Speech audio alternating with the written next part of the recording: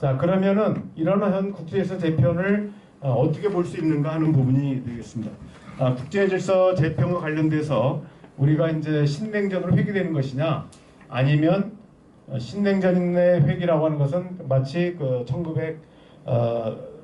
1940년대 말에서 소련이 무너지기 직전인 90년대, 80년대까지처럼 두 개의 진영이 계속되는 싸움을 할 것인가. 그렇게 되면 결과적으로 한미일과 북중러 간의 진영 대결이 불가피하는 것이고, 이 과정에서 우리가 선택할 수 있는 것은 결국은 미일과의 안보 협력이다라고 하는 그런 논리가 이제 나오는 것이죠. 그러면 전 세계적인 과정이 신냉전이라고 하는 부분에 대해서는 실제로 중국도 신냉전 인식을 거부하고 있고, 미국도 이걸 공적으로 인정하고 있지는 않습니다. 단 현재 그 윤석열 대통령과 김정은 위원장은 현 국회 정세를 신냉전이라고 규정하고 있습니다. 그리고 이 인식에 따라서 전략을 세우다 보니까 한반도에서는 남북 간의 적대 관계가 더욱더 강화되고 악화되고 있는 상황이라고 볼 수 있겠죠. 또 하나가 세력전의 과도기입니다. 이 부분은 뭐냐면 미국이 패권을 가지고 있고 중국이 도전하는 과정이라고 보는 거죠. 이렇게 되면은 국력면에서 중국이 미국을 바짝 추적하고 있지만 실제로 이제 우리가 패권이라고 하는 부분이 단순히 지배하고 점령하는 게 아니라고 한다면 과연 중국이 미국을 대신해서 새로운 세계 질서를 만들 수 있겠냐 하는 부분이죠. 그러니까 군사력과 경제력만 가지고 되는 게 아니거든요. 여러 가지 문화나 제도 이런 부분도 있어야 되는데, 나중에 보겠지만 미국은 세계 패권 국가로 등장하기 위해서 브레튼 우드 체제량을 탄생시켰습니다. 그래서 국제통화기금 IMF라든지 그 다음에 그 가트, 그 다음에 세계은행 이런 등등을 통해서 경제적으로도 한편으로는 다른 국가들한테 혜택을 주면서 또 한편으로 미국의 영향력을 확대하는 이런 부분들이 있었고, 또 세계 경찰을 자처하면서 공공재, 약한 국가들을 안전을 보호해주는 이런 역할을 담당했었던 것이죠. 과연 중국이 그럴 수 있겠냐 하는 거죠. 그런 정도의 가치관과 세계관이 있냐 하는 게 이제 논란이 되고 있습니다. 또 하나가 이제 그 뉴노멀 시대. 이거는 당분간은 혼란이 계속될 수밖에 없다는 부분입니다. 이 부분은 다른 말로 하면 그람시적 위기라고 하는 건데, 그람시라고 아시죠? 이태리의 어떤 그 공산주의 이론가인데, 이 사람이 얘기하는 위기는 뭐냐면 기존 질서는 해체됐는데 새로운 질서는 아직 안 만들어진 상태다는 거죠. 다시 말하면 미국이 주도하는 일방적 패권 체제는 사실상 해체되고 있고 와해되고 있지만, 그러면 새로운 질서가 만들어져야 되는데 누구도 그걸 갖추지 못하고 있다는 거예요. 미국은 물론이고, 그다음에 중국이 미국을 대신하는 어떤 질서를 만들었냐? 그렇지 않다는 거죠. 그걸 이제 이른바 그람시적 위기라고 하는데, 제가 볼 때는 이게 가장 현재 부합한 관점이 아닌가 생각합니다. 그래서 언젠가는 새로운 질서가 만들어지겠지만 아직까지는 미국이 주도한 질서가 완전히 장악하지 못한 상태라고 볼 수 있습니다. 가장 핵심은 뭐냐면 미국이 약해진 것이기 때문에 미국이 쇠퇴하는 것이 아니라 상대적으로 나머지의 부상이라는 거죠. 다시 말하면 다른 나라들, 뭐 독일, 영국, 뭐 일본 등 유럽 국가뿐만 아니라 중국이 부상하면서 사실은 미국이 상대적으로 약화되는 거죠. 그러면서 미국이 주도하던 자유주의 국제 질서가 동요하는 것입니다. 그 가장 대표적인 부분이 주요 신흥 7개국 E7과 브릭스의 부상입니다. E7은 이제 우리가 서방 선진 7개국인 G7에 대비되는 개념으로 사용하는 용어입니다. 그래서 미국, 일본, 독일, 영국, 프랑스, 이태리, 캐나다 합쳐서 이런 나라들이 이제 그동안에 모든 세계 경제, 또 질서, 금융 이걸 관장해 왔는데, 여기에 맞서가지고 브라질, 러시아, 인도, 중국, 멕시코, 인도네시아, 튀르키예 등 7개 나라가 E7을 결성했습니다. 주요 신흥 7개국입니다. 아직까지는 이 7개 나라가 이 G7을 앞서진 못하지만 2030년 앞으로 한 5, 6년 뒤가 되면은 G7을 앞질 거라고 예상되고 있고, 향후 미중 패권 경쟁에 큰 영향을 미칠 것으로 전망하고 있습니다. 이 E7이라고 하는 건 그냥 상징 용어지만 구체적인 조직화된 기구가 있습니다. 그게 바로 브릭스입니다. 브릭스는 하나의 약자죠. 브라질, 러시아, 인도, 차이나, 사우스 아프리카. 처음에는 브릭이라고 했다가 여기 아프리카 지역에 하나 넣어줘가지고 이제 남아공을 넣었는데요. 여기에 이제 금년 1월 1일자로 이란, 사우디아라비아, 이집트, 에티오피아, 아랍에미리트 연방, 그다음 연합, 그다음에 아르헨티나 등 이 이제 그 6개 나라가 추가로 합류를 하게 됐습니다. 그래서 향후 브릭스가 G7에 대응하는 커다란 이제 기구로 발전할 가능성이 있다는 것이죠. 현재 보면은 G7의 상대적 비중은 떨어지는 반면에 브릭스가 점차 높아지고 있습니다. 2020년입니다. 지금은 이제 조금 더 올해가 2024년이니까 통계가 나오지 않았으면 이제 더 좁혀진 걸로 알고 있습니다. 자, 우리가 중요한 부분은 이 군사력에 있어서는 이제 미국이 가지고 있지만 아까 제가 말씀드렸죠. 패권이라고 하는 것은 헤게모니라고 하는 것은 단순히 힘이 많다거나 경제가 부자라고 해서 패권국가가 되는 게 아닙니다. 패권 국가라고 하는 것은 있던 군사력과 신용, 믿을 수가 있어야 되는데 미국 패권의 2대 요소는 군사력과 보통 경제라고 하지만 사실 엄밀하게 하면 신용입니다. 신용이라고 하는 부분, 신용 자산의 핵심은 바로 달러화입니다. 브레튼 우즈 체제라고 해서 아까 말씀드린 가트라든지 IMF, 그 다음에 세계은행이고요. 이 가트는 이제 1944년 창설됐다가 1995년도에 이 WTO 세계 무역기구로 확대 발전합니다. 가트라고 하는 것은 이제 주로 공산품에 대해서만 자유무역을 지향했는데 이 WTO는 공산품뿐만 아니라 농산물, 축산물, 그다음에 서비스까지 다 포함하는 굉장히 더 폭넓은 이제 그 세계 무역기구가 만들어진 겁니다. 달러 패권 체제가 형성됐는데 근본위 제도입니다. 근본위 제도는 예를 들면 달러를 가지고 있으면 그 같은 가격의 만큼 금을 바꿔줄 수가 있는 거죠. 미국 은행에 가면 바꿔줘야 돼요. 지금 그렇다는 게 옛날에 그랬다는 거죠. 그래서 실제로 전 세계 금의 70%를 미국이 가지고 있었어요. 그러니까 이걸 바탕으로 해서 미국이 달러를 찍어내면 그 달러는 사실상 같은 가격의 등가의 금과 바꿀 수 있다는 거죠. 그랬는데 이게 이제 또 하나 중요한 게 이제 스위프트라는 제도입니다. 이름 미국 주도적 국제은행 간 통신협회 시스템이라고 하는 건데 전 세계에 11,000여 개의 은행이 가입되어 있습니다. 우리나라에도 뭐 전북은행 무슨 은행 뭐 경남은행 등등 해가지고 뭐 우리가 주요 메이저 은행뿐만 아니라 지역은행까지 다 포함해서 우리도 10여 개가 가입되어 있습니다. 근데 이 스위프트 제도라는 게 굉장히 이제 여러분들도 아마 우리가 은행에서 송금할 때 어떻습니까? 1,000만 원 넘으면은 반드시 신고하게 돼 있죠. 1,000만 원 이하. 그래서 보통 찾을 때 900만 원까지는 그냥 찾아낼 수가 있는데 송금할 때 1,000만 원 넘으면 반드시 은행에서 신분증 확인하고 다 확인합니다. 근데 이 스위프트 제도가 뭐냐면 10,000달러면 얼마예요? 10만, 100만, 1,000만. 그러니까 10,000달러죠. 10,000달러 넘게 거래하면은 반드시 이게 미 연방은행, 그러니까 스위프트에서 미 연방은행에 통보하게 돼 있어요. 그러니까 달러의 이동을 다 미국의 한 몫을 다 보고 있는 거죠. 그래서 우리가 이제 지금 우리가 외화 반출할 때, 외화 가지고 나갈 때 10,000달러 넘을 때는 반드시 신고하게 돼 있습니다.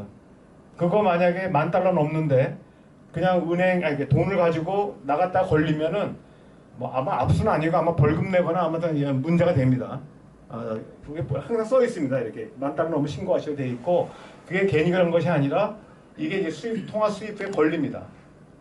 그래서 이게 이제 미국이 이런 달러화와 그 달러의 유통을 통제하면서 세계를 이제 좌지우지하고 있는 거예요. 지금도 마찬가지입니다. 단 근본위 제도가 바뀌어가지고 이게 미국이 이제 뭐냐면 그 베트남 전쟁에 돈을 너무 많이 썼어요. 엄청나게 썼는데 미국은 자기네 금을 가지고 있으니까 아까 등가 교환을 할 수 있었는데 자기가 가지고 있는 금보다 더 많은 달러를 쏟아낸 겁니다. 그러니까 이게 이제 뭐냐면 1971년도에 닉슨 대통령이 금 태환 정책을 폐기해서 다시 말하면 이제 못 바꿔준다는 거죠. 달러 가져와서 금으로 줘 그러면은 그거 못 바꿔준다는 거죠. 그거 선언해버린 거예요. 그러니까 다시 말하면 이제 금이 모자란다는 거고 달러화가 넘쳐나는 거죠. 엄청나게 양적 완화가 된 겁니다. 그러다가 이제 1974년도에 중요한 결정이 있는데 왜 중요하냐면 이 자체도 중요하고 지금 또 이게 변하고 있기 때문에 중요합니다. 미국과 사우디아라비아가 미국이 사우디아라비아의 안전을 보장해준 대가로 모든 석유 대금을 달러로만 결제하기로 돼 있어요. 이게 우리가 보통 경화라고 그러죠. 북한이 지금 이 소련이 무너지고 나서 북한이 어려움을 겪는 가장 큰 이유가 뭘 살려고 하면 달러가 필요한 거예요. 달러가 필요한데 특히 석유를 살려면 달러가 필요하기 때문에 이게 중동 석유에 접근할 수가 없는 거죠. 달러가 없으면. 자, 게다가 이제 국제 금융 제재 수단으로 전락한 스위프트 제도인데 여기 이제 미국이 2012년도에 이란 핵 개발 의혹을 제기하면서 스위프트에서 퇴출시켜 버립니다. 그러다 뭐냐면 이란이 위기를 느껴가지고 결국 핵 협상에 응하게 되고 결과적으로는 이제 오바마 정부에서 이란 핵 협상을 했다가 트럼프 들어와 다시 깨지게 되죠.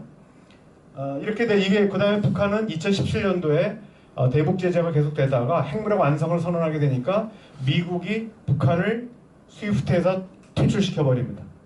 그 다음에 러시아가 2022년 2월 달에 우크라이나 침공을 하니까 바로 그 다음 달에 스위프트에서 퇴출시켜 버려요. 그러니까 이게 두 가지 의미가 있습니다. 현재 이란 같은 경우 현재 해외 자산이 수백억 달러가 된다고 그러죠. 해외에 있는 자산 가운데 그러니까 석유를 팔고 달러를 받아야 되는데 최대로 많이 있는 돈이 뭐냐면 한국입니다. 한국. 약 70억 달러죠. 가끔 신문에 나오죠. 70억 달러가 우리가 그 이란의 석유를 가지고 대금을 줘야 되는데 우리가 안 주려고 한 게 주려고 하는데 받을 수가 없어요. 왜냐하면 퇴출됐기 때문에 달러 이동이 불가능해요. 그래서 우리가 지금 어떻게 되어 있냐면 딴 나라 그러니까 어디야 뭐죠? 요르단이 아니라 각자 나라 이름 잊어먹었는데 아무튼 중동에 있는 국가한테 돈을 예치했습니다. 돈을 예치해서 70억 달러가 우리가 그렇다고 해서 이란과 떼먹은 게 아니고 70억 달러를 은행에다가 넣어놨어요. 넣어놓고 대신 미국이 못 주게 하니까 우리는 줄 수 없다 이런 상태입니다. 그래서 수백억 달러 가운데서 이란이 이제 제일 크니까 계속 달라고 얘기를 하는데 지난번에 일시 이제 한국 경우 가지고 있던 거를 중동의 은행으로 보내는 것까지는 동의했는데 중동은행에서 이란으로 보내는 거에 대해서는 지금 승인이 안 난 상태입니다. 또 하나는 이제 북한입니다. 이 북한 같은 경우는 여러분이 이제 그 북한 연구하는 분 잘 알지만 방코델타 아시아은행 사건이 있었죠. 그러니까 북한이 있는 돈을 2,500만 달러인데 이 돈을 찾을 수 없게 된 상태입니다. 그러니까 왜냐하면 찾게 되면은 이른바 세컨더리 보이콧에 의해서 미국이 제재하게 돼 있어요. 그래서 이거를 풀기 위해서 결국은 어려움 끝에 결국 2,500만 달러를 회수했는데 지금 아예 퇴출시켜 버려가지고 그때는 이제 방코델타 아시아은행에 대해서만 제한했는데 지금 전 세계 모든 은행에 퇴출시켜 버렸습니다. 그래서 북한은 달러 거래를 할 수가 없어요. 러시아도 마찬가지죠. 그러면서 이제 문제는 뭐냐면 이게 부작용이 생기는 거죠. 특히 러시아 같은 경우는 현재 3천억 달러가 해외 은행에 있답니다. 그 중에 50억 달러가 미국 은행에 들어가 있거든요. 우리가 보통 얘기할 때 뭡니까? IMF 벗어나기 위해서 외환 보유고를 얼마 해야 된다. 그래서 보통 우리나라가 뭐 3,400억 달러 뭐 이렇게 얘기하는데 그게 뭐냐면 다 달러를 가지고 있는 거예요. 왜냐하면 긴급히 물건을 사기 위해서 달러를 거래해야 되기 때문에 달러를 가지고 있는데 문제는 뭐냐면 미국의 눈에 벗어나면은 그걸 동결해 버리는 거죠. 예를 들면 한국에 있는 달러를 스위프트 제도에서 퇴출시켜 버리면 한국이 아무리 많은 돈을 가지고 있어도 달러를 가지고 있어도 이거는 쓸 수가 없는 거예요. 국제 무역을 할 수가 없기 때문에. 그래서 사실은 미국의 중국이 예를 들면 사드 보복을 하면서 롯데에 있는 걸 탄압을 하거나 관세를 높이고 아무리 해봐야 그거는 어떻게 뭐라고 할까요? 한국 경제라고 한다면 한국 경제에 손목 하나 부러뜨리고 손가락 자르는 정도라고 한다면 미국은 뭐냐면 만약에 미국이 한국에 제재를 시작을 하면 숨통을 쬐는 겁니다. 아예 숨을 못 쉬게 하는 거죠. 달러를 아예 막아버리기 때문에. 그래서 사실은 우리가 미국 무서운 점이 바로 미국의 패권 체제에서 달러화 또 이걸 운영하는 스위프트 체제입니다. 그러니까 이제 문제는 뭐냐면 한번 당하는 걸 봤잖아요. 당하니까 이거 두 가지죠. 미국한테 쩔쩔 매면서 미국 시킨 대로 살거나 아니면 이거 이제 미국에 대한 의존도를 좀 약화시켜야 되겠다는 움직임이 벌어지는 겁니다. 당연히. 그래서 점차 달러에 대한 의존도를 축소하고 대신 다른 돈을 가지려고 하는 거죠. 그 대표적인 것이 비달러화 결제인데 앞서 말씀드렸듯이 브릭스가 이제 이 역할을 시작하는 겁니다. 대안적 결제 시스템이 등장해서 러시아가 이제 2014년도에 SPFS라는 것을 만들었고 중국이 CIPS라는 걸 만들었어요. 그래서 지금 뭐냐면 아까 혹시 기억을 하신지 모르겠지만 브릭스에 누가 들어갔습니까? 사우디아라비아가 들어와 있죠.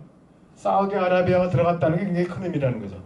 다시 말하면 이제 사우디아라비아는 달러화로만 결제하려고 하고 있습니다. 그래서 현재 보면 통합의 국제 결제 비중을 보면 미국 달러가 약 40%, 유로화가 37%. 그러니까 사실은 또 영국 파운드와 유로연합에 가입 안 했기 때문에 영국은 따로 들어가 있죠. 그러다 보니까 전체적으로 일본까지 포함하면 전 세계적으로 스위프트에 통용될 수 있는 범위가 어떻게 돼? 이게 뭐 대략 40, 70, 80, 한 90% 가까이 되죠. 그러니까 사실은 아직까지는 이 스위프트의 영향력이 막강하다는 겁니다. 이 스위프트의 영향력이 막강하기 때문에 여전히 이걸 써먹고 있는데 이걸 이제 대체하려고 움직임이 나오고 있습니다. 그러나 이제 문제는 뭐냐면 이걸 대체하려면은 대표 화폐가 있어야 돼요. 뭐 위안화가 됐든 뭐가 됐든. 그런데 아직까지 아까 제가 말씀했던 화폐라고 하는 것보다 신용이라는 용어를 썼던 이유가 과연 달러를 대신해서 외화에서 만약에 우리가 위안화를 많이 가지고 있다라고 해가지고 과연 안심할 수 있겠냐는 부분입니다. 그러니까 중국 경제에 대한 신뢰할 수 있겠냐는 부분이죠. 이런 문제 때문에 사실은 아직은 미국을 대체해서 달러를 체제를 대체해서 또 스위프트 체제를 대체해서 맞짱을 뜰 정도는 아직은 아니라는 겁니다. 실제로 IMF 그러니까 국제통화기금이 이제 이 보고서에 보면 작년 현재 보면은 처음에 이제 나라들이 달러화 비중을 줄이려고 그렇게 했는데도 불구하고 오히려 작년에는 58.4%로 오히려 0.2% 늘었다는 겁니다. 그러니까 아직까지는 달러 위력이 막강하다. 이것이 이제 우리가 미국에 대해서 그때도 미국의 공포를 가질 필요는 없지만 또 미국에 가진 힘을 우리가 이제 지금 설명드리는 겁니다. 그 다음에 유엔의 한계와 소다자 집단방위 기구의 특색. 사실은 이제 우리가 아까 말했지만 유엔이 대표적인 집단 안보 체제입니다. 집단 안보 체제라는 건 뭐냐면 적대국과 우방국이 하나의 틀에 같이 있으면서 서로 규칙을 만들어서 협력해 나가는 거죠. 서로 공격하지 않겠다는 겁니다. 근데 여기 대표적인 부분이 뭐냐면 2008년도에 러시아의 조지아 침공, 미국의 아프가니스탄 전쟁, 러시아의 크림반도 합병, 우크라이나 침공, 중국의 대만 무력 통일 시사 이런 등등이 다 뭡니까? 러시아, 미국, 중국 이 나라들 다 유엔 안보리 상임이사국 아닙니까? 그러니까 이 나라들이 개입되다 보니까 결과적으로 유엔 기능이 마비되는 겁니다. 그러니까 그 전에 이런 게 있기 전만 해도 유엔 사무총장이 지금 유엔 사무총장이 누군지 아세요? 잘 모르죠. 저도 잘 이름 모르겠어요. 왜냐하면 옛날에는 유엔이 기능이 잘 될 때는 유엔 사무총장이 전 세계 돌아다니면서 세계 대통령이라고 해가지고 분쟁 지역마다 들어가면서 분쟁을 조정을 했습니다. 그리고 제3세계 어려운 나라들을 도와주기도 하고 했는데 지금은 전혀 그게 아닙니다. 유엔의 기능이 마비가 됐어요. 그러다 보니까 이런 유엔이 한계가 도달했고 반면에 대립적인 집단방위이고 이 국제정치에서 용어인데 콜렉티브 시큐리티하고 콜렉티브 디펜스라는 용어가 있는데 집단 안보는 뭐냐면 적대 세력과 아군 세력이 같은 틀 속에서 같은 규칙하에서 움직이는 거죠. 유엔이 대표적인 겁니다. 그러니까 유엔에서 예를 들면 공산국가인 러시아와 중국이 들어가 있고 서방에 미국, 영국, 프랑스가 같이 들어가 있는 거죠. 반면에 집단 방위 체제는 그게 아니라 같은 편끼리 모여 있는 거죠. 그래서 나토와 바르샤바 조약기구가 대표적인데 지금 바르샤바 조약기구는 이제 없어졌죠.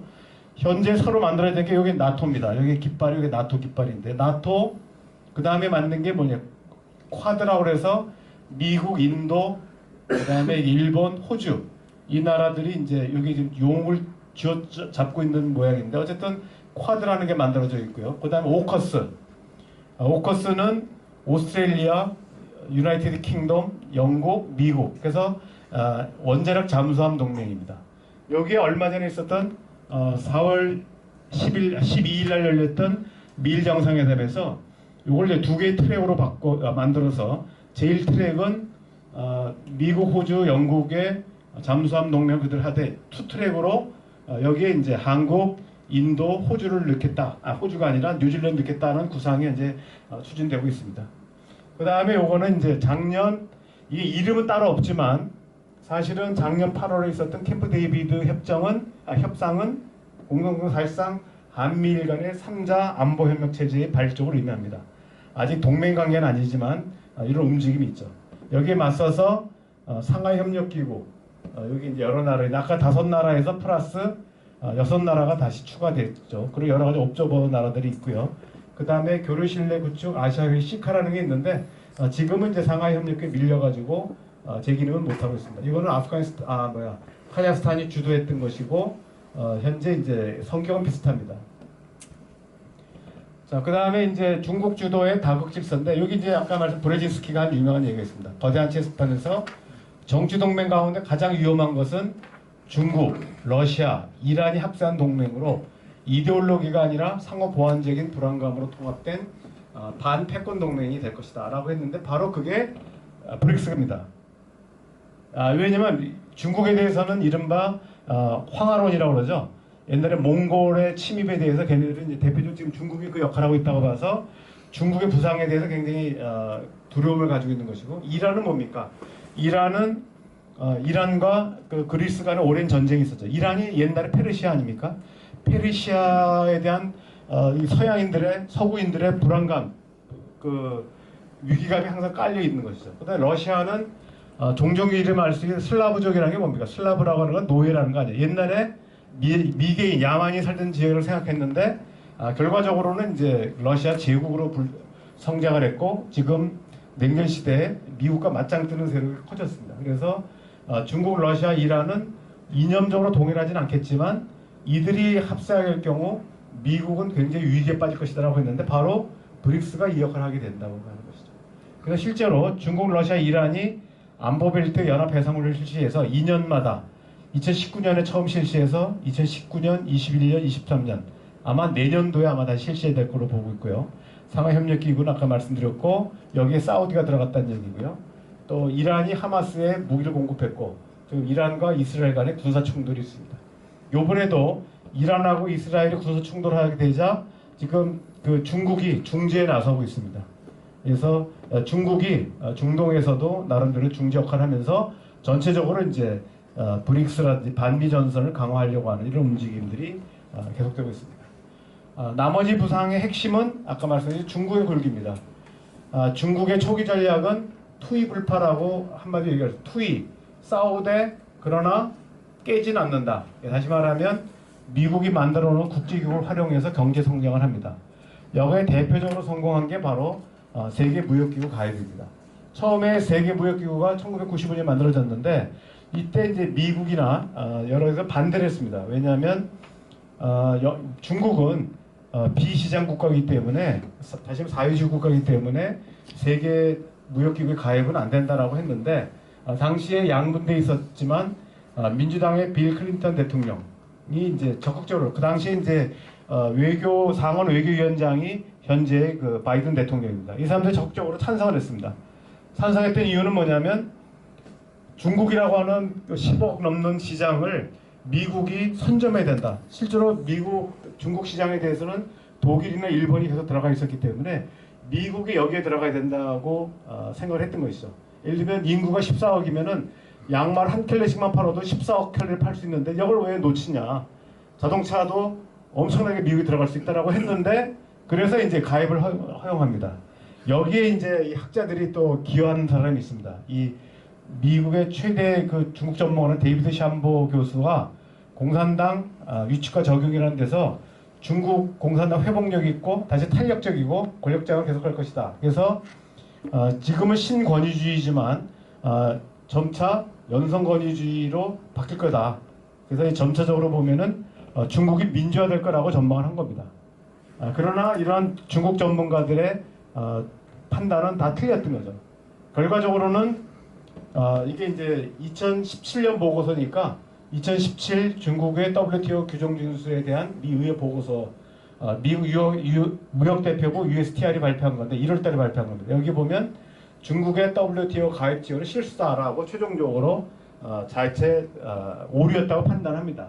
그러나 결과적으로 여기에 이제 중국의 고속도로를 깔아준 겁니다. 중국의 고속도로를 깔아줘 가지고 2007년도에 중국이 독일을 제치고 세계 3위의 경제력이 되고 2010년도에 중국이 이제 일본을 제쳤죠. 그리고 이제 언제 1, 2위가 될 것인가 하는 것이 관심거리입니다. 뭐 여러 가지 전망이 2030년이라는 얘기도 있었지만 다시 또 2035년이다. 뭐 이런 얘기도 있고 지금 중국이 또 여러 가지 어려움이 있기 때문에 더 늦어진다는 얘기도 있습니다. 아직까지 알 수는 없고요. 일본은 이제 잃어버린 30년을 맞고 있는데 2068년도 2위로 올라섰다가 중국한테 밀렸다가 작년에 이제 독일한테 밀렸습니다. 독일은 일본한테 밀렸다가 다시 이제 3위를 탈환했고요. 이런 어떤 그 경제 변화가 있습니다. 미국의 패권국화와 도전국 좌절. 미국은 실제로 이제 그 제2차 세계대전을 통해서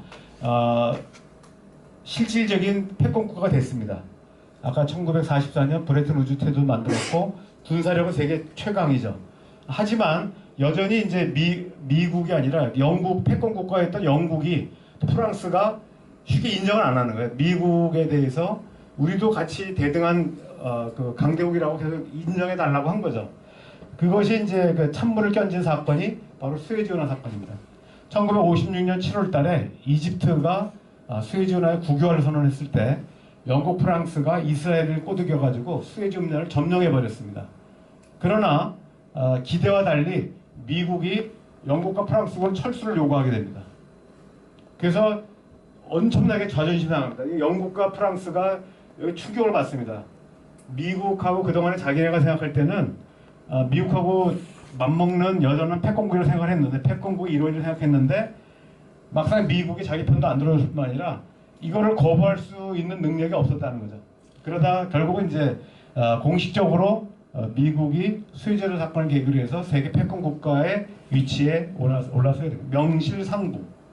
그 다음에 이제 그 러시아가 계속 커지자 중국을 끌어들여가지고 적과의 동침을 합니다. 그래서 중소 갈등을 이용해서 소련 패권을 저지해서 마침내 소련이 해체되고요. 85년도에 일본이 또 커지자 플라자 합의를 해서 엔고를 만들어냅니다. 그래서 잃어버린 10년을 이제 시작을 기점으로 해서 일본의 도전을 차단해 버립니다. 그래서 보통 GDP 40%의 법칙이라고 해가지고 도전 국가들의 GDP가 미국의 40% 정도가 도달할 때 되면 미국이 본격적으로 패권국을 주저앉히는 역할을 한다. 이런 얘기입니다. 그런데 중국에 대해서는 때를 놓친 겁니다. 바로 9.11 테러를 맞으면서 미국이 테러의 전쟁에 힘을 쏟으면서 한반도에서의 육자회담 이런 거를 중국한테 맡겨버렸어요. 또 하나는 이제 아까 말했듯이 이 9.11 테러에 힘을 쏟으면서 중국을 WTO에 가입시킨 거죠. 왜냐하면 중국도 저쪽의 서부 지역 그 위구르 자치구라든지 또는 티베트 지역에서 이른바 그 소수민족 독립운동이 있거든요. 이걸 테러라고 규정하고 테러와의 전쟁을 중국이 동참하겠다고 얘기하니까 아마 그런 거에 대한 기대도 포함됐을 거라고 봅니다. 그래서 WTO에 가입을 시켰고 그러나 이제 결정적인 게 뭐냐면 2008년 중국이 미국의 GDP 40% 가까이 되는 시점이 뭐냐면 바로 미국에서 리먼 브라더스 파산 사태가 있을 때입니다. 미국의 네 번째 그 투자은행인 리먼 브라더스가 파산했는데 2008년도에 파산하면서 여기에 대처하느라고 이때 중국이 치고 올라오는 것을 막아내지 못한 겁니다. 중국에 신경 쓸 틈이 없었다는 거죠. 결과적으로는 미국이 중국에 신경을 쓰지 않는 틈에 차고 치고 올라가야 되는 거죠. 그래서 이제 미국은 중국의 굴기를 어떻게 보고 있는가 하는 부분입니다. 약간 이제 전문가마다 약간 차이가 있는데 파리드 자칼리아라고 이분은 이제 타임즈 편집장인가 그렇죠? 이분은 이제 앞으로의 주적은 성격에 따라 다른 거죠. 프란시스 후쿠야마 같은 경우는 이제 일본계 미국인이다 보니까 다음 주적은 중국이 돼야 된다는 것이고 자카리아 같은 경우는 그렇지 않다. 호전적인 러시아를 막는 게 우선이다. 라서 약간 이제 현재 미국 내 여론이 양분되어 있다는 거죠. 그렇기 때문에 러시아라고 보는 나라들은 다음 침공 대상이 발트 삼국이 될 것이라고 보고 있고 반면에 중국이라고 보는 사람은 다음 침공 대상은 대만이 될 것이다. 이렇게 이제 보고 있는 겁니다. 그래서 이 발트 삼국이냐 대만이냐 하는 이제 논란이 있는데 바로 이건 발트해로 나가기 위해서 발트 삼국을 공격하라고 보는 거죠. 그러나 이제 발트 삼국이 지금은 이제 그 나토에 가입했기 때문에 쉽지는 않습니다. 그래서 지금은 이제 미국 내 전반적 여론이 중국과 대만으로 쏠려 있다라고 볼 수 있습니다. 그래서 한때 이 앨리슨이 예정된 전쟁을 통해서 미국과 중국 간의 군사 충돌은 막을 수가 있다라고 처음에 주장했어요. 2017년 책에서는. 근데 왜냐하면 역사적으로 봤을 때 16번의 패권 교체 과정에서 충돌은 12번, 평화적 이행이 4차례 있었기 때문에 미국과 중국 간에도 평화롭게 패권 이행이 가능하지 않겠냐라고 했는데 나중에 보니까 2020년 3년 뒤에 나온 인터뷰, 우리나라 인터뷰한 거 보면 그렇지 않다.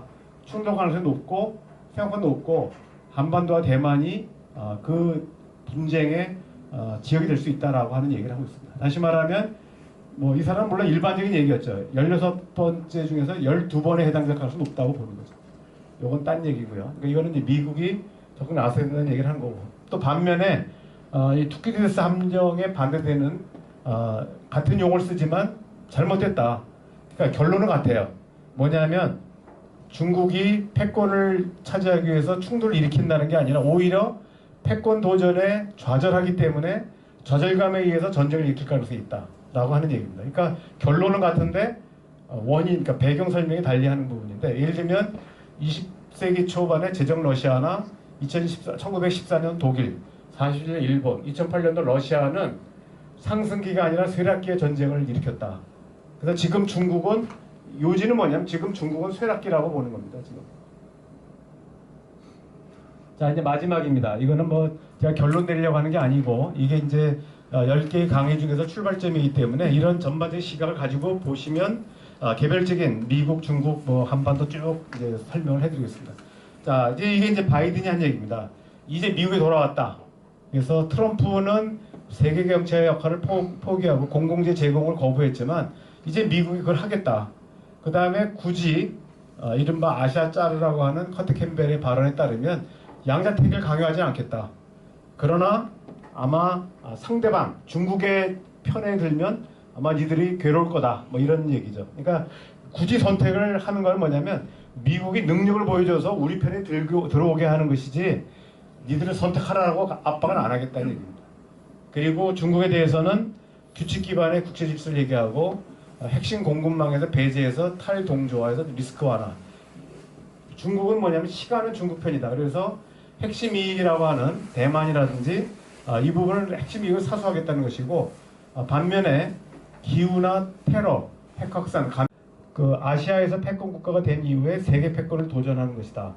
그런데 인도태평양 지역에서 미국과 한국, 일본, 뭐 호주 등등 미국과의 동맹국가의 장벽에 부딪혀서 못 빠져나간다는 거죠. 그래서 현재 중국이 취하고 있는 것은 먼저 세계 패권을 영향력을 확대해서 지역으로 돌아오는, 그러니까 마치 모택동이 농촌에서 도시를 포위하려고 하는 전략과 비슷하다고 보는 거죠. 그래서 1대1로를 통해서 우회 돌파하려고 하는 거라고 보는 겁니다. 그러나 두 개 다 하면 되지 않냐라고 하는데 현재 중국이 가지고 있는 정치적 경제적 자산을 가지고는 두 전략을 수행할 수 없다. 그래서 이제 미국은 뭘 했느냐? 바로 해양 전략에서 현재 그 인태 전략이라고 그러죠. 여기에 이제 일본, 인도, 호주를 끌어들이고 더 나아가서 현재 한국, 그다음에 필리핀, 뉴질랜드를 끌어들여서 중국의 태평양 진출을 봉쇄하려는 전략이 현재 주된 부분을 볼 수 있습니다. 향후 국력에서 본다면 2030년간의 구매력 지수로는 2030년에 중국이 초월할 걸로 보고 명목상으로는 이제 2035년에서 지금 늦춰져서 2050년 정도에 명목 GDP가 초월될 걸로 봅니다.